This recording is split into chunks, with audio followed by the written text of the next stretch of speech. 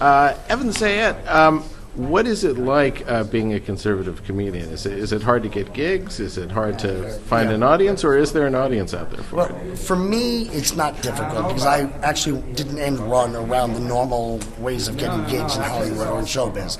I don't tend to. Normally, the way you do that is you go to a comedy club owner, you're one of 3 comedians, and they don't necessarily know who you are when they come to the audience, but they know the club is there, they know they've had a good time in the past, and so if I were to show up at a gig like that, it would be very difficult. The audience wouldn't be expecting it, the audience would probably be significantly younger than who can get my... And most people aren't that interested in politics. Right.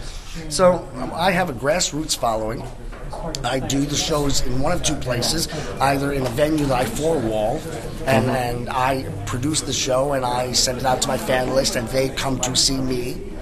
Or else I do it in venues that are like conventions or where Republicans are gathered anyway. So I've just avoided, the 24-year-old beer-drinking guy looking for, somebody to say Bush is Hitler. Right. And are there conservative comedians you consider role models, or Mort Saul had moved to the right late in his career, and I don't know if there are any like that. No, there are certainly political comedians that along the way. How could you not have appreciated Lenny Bruce, especially as I started? How could you not appreciate Mort Saul? Along the way, Jackie Mason certainly made a political commentary that was both funny and worthy. Right. Wherever you stand on him, it was still politics and comedy mixed. But I really patterned myself after me.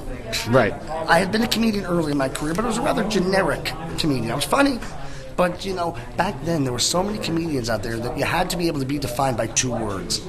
Let's go see Sam Kinison. Who? The screamer. Right. Let's go see Richard Lewis. Who? The neurotic. Right. And to explain to me, the really funny, clever Jewish guy in a sweater. You mean Seinfeld? No. The really funny, clever Jewish guy. Oh, you mean Paul Reiser? No. Right.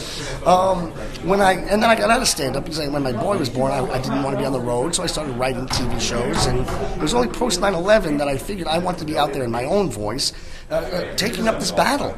Because the truth is, the right is not heard from in a comedic fashion, in an artistic fashion, in Hollywood movies, in the schools. The right is not heard from.